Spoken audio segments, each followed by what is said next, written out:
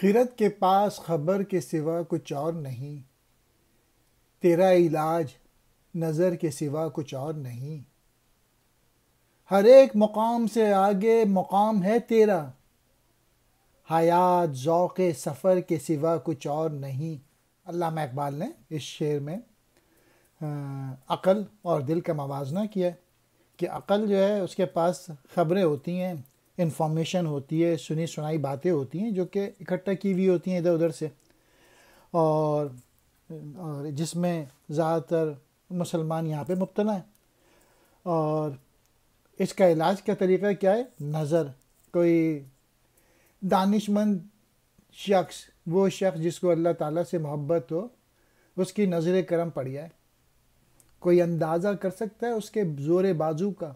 نگاہ مرد مومن سے بدل جاتی ہیں تقدیریں۔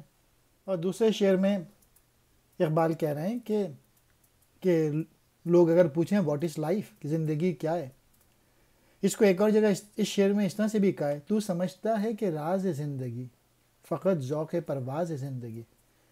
یعنی زندگی تو اسٹرگل کا نام ہے، جد و جہد کا نام ہے، اپنے آپ کو ڈیولپ کرنے کا نام ہے، اپنی خودی بڑھانے کا نام ہے۔